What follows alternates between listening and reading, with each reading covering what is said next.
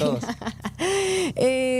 Hace un tiempo hablábamos de esta investigación por esta red de trata que captaba adolescentes en diferentes establecimientos educativos. Hablábamos de la zona sur, lo decía al principio.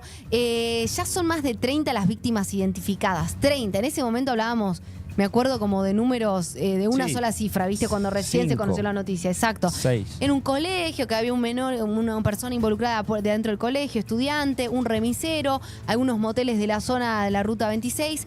Era así. Hoy te puedo decir ya son más de 30 las víctimas identificadas, en su mayoría menores de edad al momento de los hechos. Lo tenemos con nosotros a Nicolás Escándar, el defensor federal de las víctimas. Nicolás, muy buen día y gracias por haber venido. Buenos días, ¿cómo están? Placer de poder conversar porque digo, es algo bastante complejo que no hay que tomar a la ligera ni tampoco contarlo como una noticia. Todo tiene como un abordaje legal también súper complejo, repito. ¿Cuál es la situación hoy, no? Después de conocerse esto. Bueno, hoy estamos en plena fase de investigación. Como vos decías, se han sumado una gran cantidad de víctimas. Estamos en 34 víctimas. Tenemos 8 personas acusadas.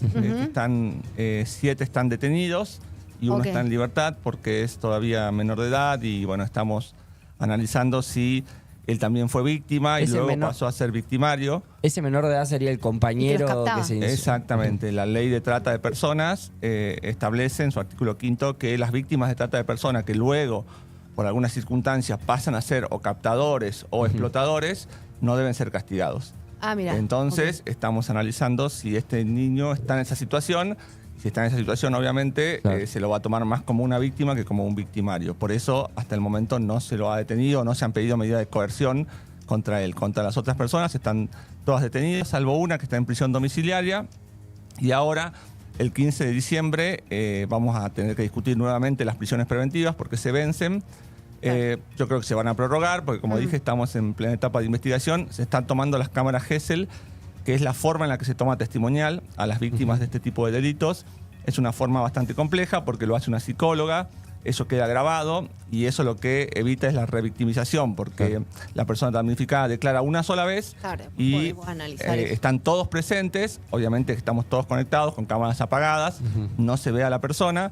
Y ahí los abogados, incluso de los imputados, le pueden hacer las preguntas que consideren pertinentes. Obviamente que esas preguntas son mediadas por la psicóloga, que es la que lleva a cabo la entrevista. Y luego esa filmación se comprueba la causa y luego esa filmación es la que se pasa en el juicio. Es decir, la víctima no tiene que volver a ir a declarar. Y bueno, eso lleva un tiempo. Imagínense que tenemos más de 30 víctimas. Tenemos fijadas cámaras Gesell de acá hasta casi fin de año. Estamos también trabajando en el análisis de los teléfonos celulares de todas las víctimas y de todos los imputados, computadoras. Hoy en día eso es bastante complejo porque los teléfonos celulares almacenan una enorme cantidad de información, entonces hay que separar lo que sirve de lo que no sirve, entonces hay que mirar conversación por conversación, hay que mirar toda la carpeta de fotografías, de videos, y bueno, es un trabajo que lleva su tiempo y luego analizarlo también. ¿Entre qué edad rondan las víctimas y de cuántos colegios estamos hablando aproximadamente? La víctima más chica que hemos identificado tiene 12 años. No, 12 años. Sí, 12 años y bueno, ya hasta 18 años. Algunas han cumplido 18 este año o están próximas a cumplir 18 todas años. Menores de edad. En principio, cuando empezaron, todas eran menores de edad. Y bueno, esa es la víctima más chica que hemos descubierto, tiene 12 años. Son varios los colegios. Eso también aprovecho para decirlo, por ahí las víctimas no quieren que se diga de dónde son los colegios, ni dónde quedan. Hay muchas víctimas incluso que tienen mucho miedo que la familia se entere. Por ejemplo, ellas, algunas no han contado esto o lo han contado a una parte de la familia y no quieren que otras partes se enteren. Lamentablemente en este tipo de delitos todavía se arrastra un estigma para las víctimas, una culpa que creen que hicieron algo malo, sobre todo en estos delitos que tienen que ver con la integridad sexual. La víctima lamentablemente sufre de mucha vergüenza, de mucha culpa y siente que la sociedad la va a juzgar por lo que hizo, que es algo obviamente que se trabaja para que eso no sea así, sobre todo a través del psicólogo y sobre todo a través de explicarle que el proceso es sobre todo para protegerla, digamos, no tiene ningún fin de juzgar ni su vida sexual, ni sus elecciones de vida, sino simplemente castigar a los que la damnificaron. Y hago una pregunta. Estamos en el periodo de investigaciones y declaraciones. ¿Cuánto tiempo aproximadamente lleva esa instancia? El periodo de investigación, nosotros hemos pedido plazo hasta el 15 de marzo, creo que si no es por ahí exactamente, es hasta mediados de marzo. Nosotros trabajamos con un código nuevo, que es el Código Procesal Penal Federal, que obliga a ir fijando plazos en marco de días, entonces 90 días, 120 días. Nosotros en su momento hemos pedido hasta mediados de marzo para investigar. Es posible pedir otra prórroga, pero yo calculo que para mediados del año que viene ya vamos a estar en condiciones de acusar y de ir a juicio oral y público. El juicio sería para el año que viene, entonces sí, mediados del año yo creo que que viene. este año ya no va a ser posible, es demasiada información. Claro, mucha investigación también todavía. Y claro, y además, lamentablemente lo que pasa es que cada vez que tomamos declaración, surgen nuevas víctimas. Eso le iba a preguntar, o sea, pueden seguir apareciendo víctimas tranquilamente, o sea, este número de 35 podría ser más. Sí, de todas formas yo creo que en algún momento, esto obviamente hablo por mí, y yo trabajo en conjunto con el Ministerio Público Fiscal, pero seguramente lo vamos a conversar con el fiscal, haremos un corte y llevaremos a juicio una determinada cantidad de víctimas, porque si no también esto se puede prolongar demasiado. Claro. El problema es que el método de captación de los explotadores era a partir de las víctimas.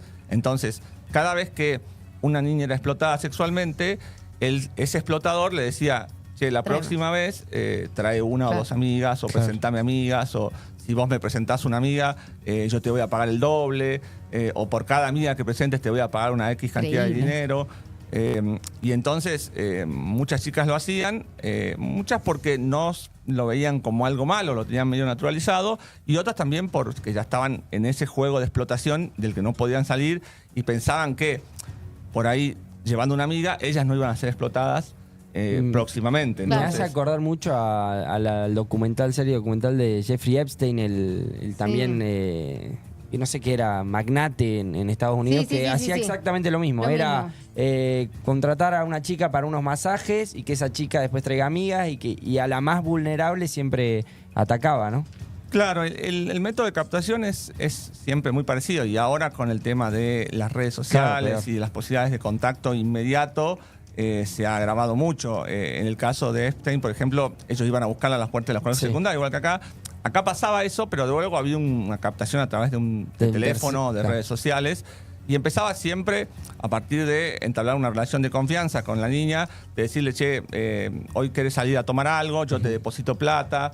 Sumas chicas, hablando hoy de 20, 30 mil pesos. ¿Querés ir a comer un pancho? ¿Querés ir a comer a McDonald's? Claro, que para un menor de edad es plata y además, que puede usar para un menor de edad es algo que tener plata siempre para salir, que por ahí no es algo que tienen todo el tiempo. Eso empezaba a tomar confianza. Entonces ya después de eso ya empezaba, bueno, ¿por qué no me mandas una foto? Y yo te pago por esa foto 20 mil, 30 mil pesos. Y bueno, después ya, ¿por qué no me mandás una foto ya sin ropa? Y después, ¿por qué no un encuentro? Y después en el encuentro muchas veces había uno de los imputados, que eso lo tenemos bien identificado. Capaz que había otros más, pero lo tenemos bien identificado, a uno que filmaba. Entonces, bueno, una vez que ya... Filmaba sin consentimiento. No, tenía consentimiento, pero bueno, es un consentimiento... En el marco de una red, claro. Está viciado, totalmente porque es una extorsionado. niña, está sola con un adulto en un hotel...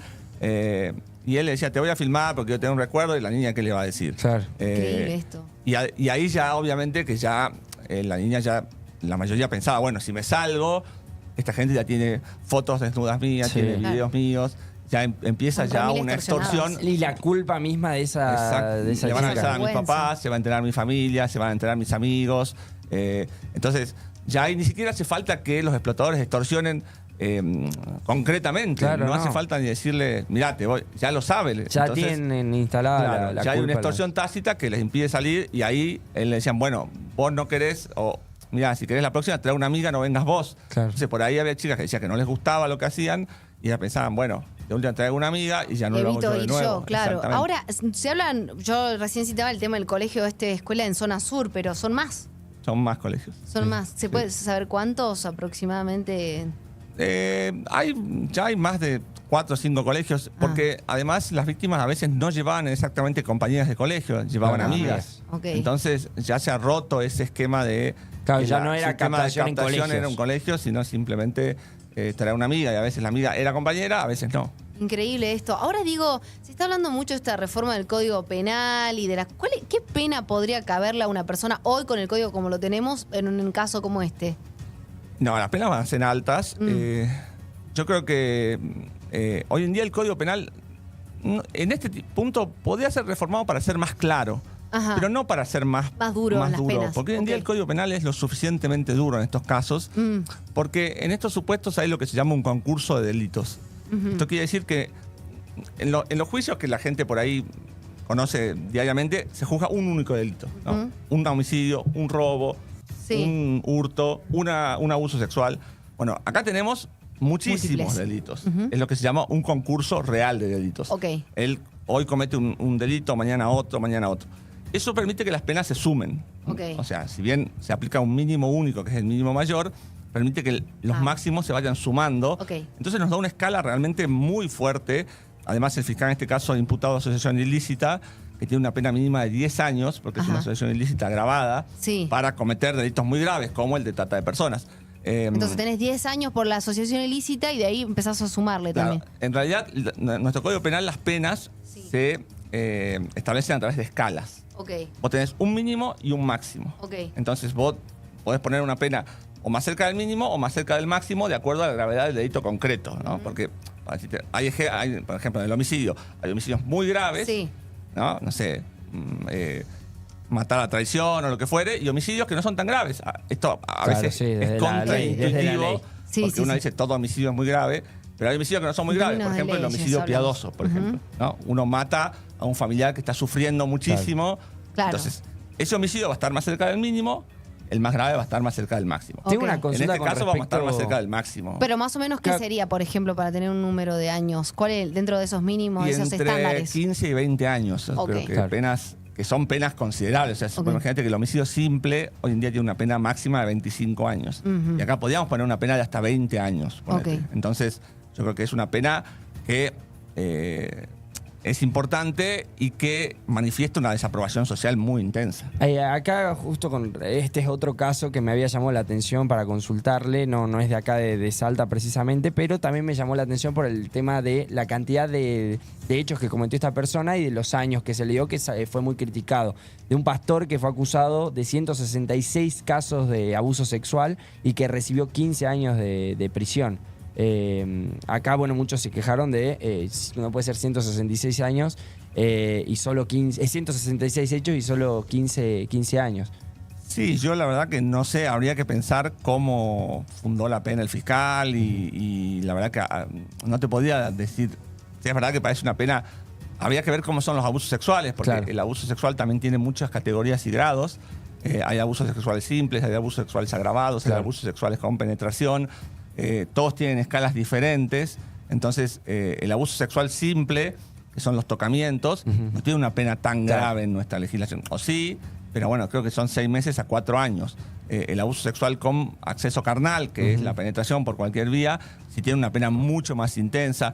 Si se causan graves daños a la psiquis o al cuerpo de la persona, la pena se agrava. Entonces, bueno, habría que ver eso y de ahí a ver cómo se construyó la escala y cómo se fundó la pena.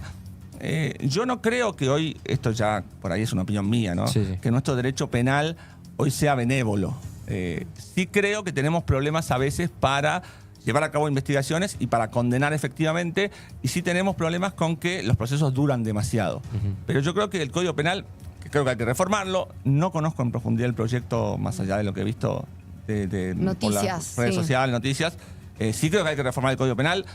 El Código Penal es de 1921. Tiene muchos delitos nuevos también. Actualizaciones necesarias. Que se han ido incorporando, pero los códigos tienen que ser sistemáticos. O sea, tienen que tener un orden lógico interno. Nuestro código, desde 1921 hasta hoy, ha tenido más de 1000 reformas. Eso ha roto la sistemática del código y eso provoca inseguridad jurídica, provoca interpretaciones disímiles, provoca problemas que hay que solucionar. Entonces, sí creo que hay que solucionarlo, pero no creo que nuestro código sea benévolo. Creo que tiene unas penas adecuadas y lo que sí hay que ajustar es la investigación correcta y la investigación oportuna y rápida, ¿no? La justicia hoy en día es muy lenta, en algunos casos, en otros no tanto, y eso, la justicia lenta, al final no es justicia. Entonces, eso no tiene tanto que ver con el código, sino más con los procedimientos, que eso sí creo que hay que reformar y estar todo el tiempo repensando. Ahora, en relación al tema yo desconozco cómo funciona esto, pero quiero que... Esto sucede, la explotación de las chicas en moteles de la Ruta 26, ¿verdad? Algunos se dan en moteles, otras veces iban a departamentos de los explotadores. Claro, y en los moteles, ¿cómo es? Porque digo, cualquiera pasa a poner con una chica de 12 años, me decías recién adolescente. Sí, la chica de 12 años no llegó a ir al motel. Tuvo un encuentro con uno de los explotadores en un auto. Mirá. Ya claro, no les importaba directamente nada. Pero sí, los hoteles en principio tienen una normativa que no deberían ingresar personas menores de 18 años. Ahora, lo que ellos dicen que se les hace muy difícil controlar, que no tienen la posibilidad, y obviamente ellos dicen que no sabían qué era lo que pasaba, y que si hubieran sabido de alguna de las cuestiones estas, lo hubieran denunciado inmediatamente. Lo cierto es que nosotros no podemos imputarle responsabilidad penal, pero bueno, esto podría ser, yo supongo que podría ser controlado, por ejemplo, por la persona que habilita los hoteles o algo, si hay alguna responsabilidad desde el punto de vista administrativo, eso ya corre por otra vía, pero penal no se puede porque es muy difícil comprobar que ellos sabían lo que estaba pasando dentro de la habitación del hotel. Y de hecho, ellos se escudan diciendo que una de las cosas que la gente más quiere cuando va a un hotel de alojamiento es privacidad.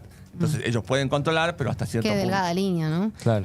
Ahora, hablamos de esta red de trata. En Salta podríamos hablar de otras redes de trata. Previamente se ha rumoreado, o sea, dentro de, no sé, denuncias o casos. Quizás este ha llegado a ser muy público hoy, pero digo, lo decíamos al principio, no me quedaría en duda de pensar que hay más. Y puede haber más. Yo creo que esto, si uno mira cómo se descubrió, que fue algo fortuito, porque no es que había una investigación y se llegó a estos explotadores. Una madre encontró algo raro en el teléfono de una de las hijas. Claro, que fue por la madre, y hizo la denuncia en la provincia empezó a investigar, vio un poco el teléfono y lo remitió a Federal. Bueno, una vez que ya se abrió bien el teléfono, se tomó declaración, empezó a surgir esta red. Por lo tanto, sí, puede haber. El problema es que hay una cuestión con la prostitución que está ahí y que hay que, me parece, replantearlo. Obviamente que esto tiene una cuestión adicional que no es menor, que son niñas, ¿no? Entonces, y que realmente los imputados, si uno ve los mensajes de texto y lo que nosotros vamos descubriendo de las computadoras, tenían una especial perversión por las niñas. O sea, pedían cada vez niñas más jóvenes. Claro. ¿Cómo es el orden entonces de los imputados? Quisiera saber bien y también para aclarar a la gente por ahí que está del otro lado, ¿cómo se organizaban? Primero el niño, que bueno, está... No, él participó ocasionalmente en alguna captación, ¿no? Donde alguien le dijo al niño, decirle a tu compañera si quiere estar conmigo, y a partir de esa declaración es que el niño podría ser imputado, o sea, está imputado.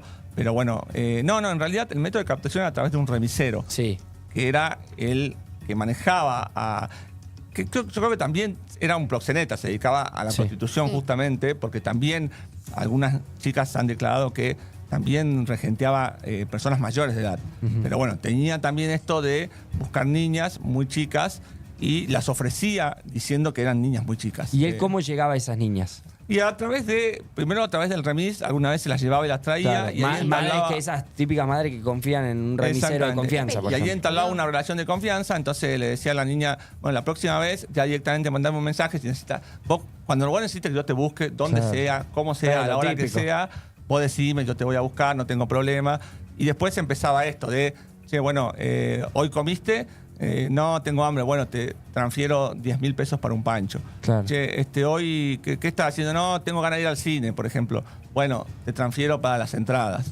Y bueno, y después le decía, bueno, ¿no te animás a mandarme una foto? Y bueno, y ahí empezaba toda esta red y después él las distribuía entre los otros explotadores que a la vez compartían la explotación. Claro. Pero él era el núcleo a partir del cual giraban todas estas personas. Incluso, bueno, ayer se habló de una despedida de soltero en La Caldera, donde fueron también algunas niñas. Pero bueno, yo creo que el problema acá son dos cuestiones. Uno es... despedida de soltero donde fueron menores. Sí. ¿Y estos hombres de la despedida de soltero están en el caso de la imputación? No. Igual ahí la víctima declaró que le dijeron que no diga que era menor. Claro.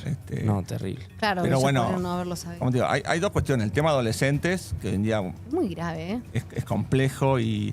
con las redes sociales, como digo. Antes un adolescente estaba en su casa y no se podía contactar con nadie. Inclusive salvo por el teléfono fijo. Las cuentas falsas. O sea, bueno, un hombre puede hacerse pasar el grooming, la forma de contacto, la sociedad de consumo, el adolescente está todo el tiempo... Porque si nosotros tenemos víctimas que eran vulnerables económicamente, pero algunas eran clase media, o sea, y vos te das cuenta que lo que querían era tener esa zapatilla nueva que todo el mundo tiene, el celular que todo el mundo tiene, querían poder salir a comer cuando quieran. Entonces, lamentablemente... Esa forma de independización... los niños están constantemente bombardeados por una sociedad de consumo muy compleja de manejar. A eso se suma que pueden ser captados de manera muy fácil a través de redes sociales. Hoy en día es muy difícil para los padres, porque también estamos hablando de padres presentes. Claro, no es que... Claro. O sea, obviamente hay que ver caso a caso, pero en realidad son padres presentes, no es que eran niños que estaban abandonados. Es de la misma confianza una madre que confía en un remisero que capaz cuántos años tuvo con esa confianza y por ejemplo, las niñas tenían cuentas de Mercado Pago, también que hoy en día es muy común. Yo no tengo hijos, por eso no lo sé, pero se ve que niñas de 15, 16 ya es muy común que tengan cuentas de Mercado Pago. Entonces podían recibir dinero ahí sin que los padres sepan. Entonces, bueno. De hecho, se está legislando, mucho en otros países. Veía noticias de que en las redes sociales, creo los de menores de 16 años iban a inhabilitarles la posibilidad de tener redes sociales, como que no puedan acceder a perfiles y demás. Algo que en otros países está avanzando. A ver, eso pasó, me acuerdo, en su momento en Facebook, y uno ponía la fecha de nacimiento. Claro, para debe ser que este sistema está un poco más, digamos, ayornado para eso, pero...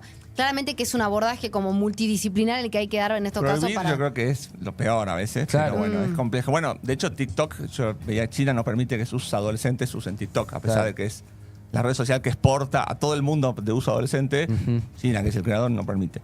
Y después está el tema, como dije, de la prostitución, que acá, por ahí yo no quiero que se mal entienda esto, porque los imputados, ¿qué dicen? Ellos dicen que eran clientes, esa es su defensa, que no eran explotadores y que ellos no sabían que eran menores de edad. Son dos defensas medio absurdas. Lo que no sabían los menores de edad ya sabemos que es falso, porque tenemos los mensajes, todo, donde claramente las niñas decían que eran menores de edad, o incluso este remisero las vendía como si fueran menores de edad. Y después del tema de la prostitución, que ahí en una de las audiencias surgió esto de decir, bueno, se está juzgando elecciones morales. Y la verdad que no tiene nada que ver con esto. Por eso yo decía, el tema de la prostitución, bueno, nosotros no vamos a juzgar la vida sexual de nadie. El que quiera pagar por sexo puede hacerlo, siempre y cuando haya ciertos límites que sí o sí hay que respetar. Que obviamente uno no puede tener sexo con un menor. Es algo que me parece que es básico. No, claro. Pero para estos tipos... Después está la discusión sobre la prostitución, que hay posturas feministas que dicen que toda prostitución es trata de personas, incluso la de mayores de edad. Bueno, yo creo que esa es una discusión un poco más compleja. Está bien, hay que darla. De hecho, el feminismo yo sé que la da puertas abiertas. Están las abolicionistas, están las regulacionistas que quieren abolir del todo la prostitución, otras quieren. Porque dicen, bueno, vos permitís la prostitución y en algún momento eso te lleva a esto. A que los tipos que consumen prostitución terminen consumiendo niñas menores. Claro, se va degenerando. Ahora pregunto, ¿todos los imputados son de locales de acá? Sí, todos los imputados son de Salta. Hay una persona que es de Jujuy, pero vive acá en Salta. Y estamos viendo si en algún caso hay imputados, o sea, si hubo contacto con personas de otras provincias. Eso se está preguntando a las niñas. Importante eso. Estamos viendo eso. Pero bueno, hasta ahora tenemos todos imputados de Salta. Bien. Bueno, entonces van a continuar con el periodo de investigaciones. Se espera entonces para mediados del año que viene que pueda arrancar el juicio finalmente, según lo que nos decía. Hablamos de estas penas de 15 a 20 años en esta red de tratas que ya involucra a más de 35 víctimas. Podrían ser más. Comenzó como en inmediaciones de un colegio. Hay muchos más colegios, digamos, zonas de colegios involucradas y muchas menores de edad. Me sorprendió el dato de decir hasta 12 años, ¿no? Muy fuerte el caso, por supuesto que estaremos atentos a cualquier novedad y siempre las puertas abiertas también para eso, y agradecemos el tiempo que se ha tomado para venir. No, por favor, gracias a ustedes por la invitación. Gracias, Nicolás Escándar, defensor federal de víctimas, que nos ha dado lujos de detalles sobre este caso.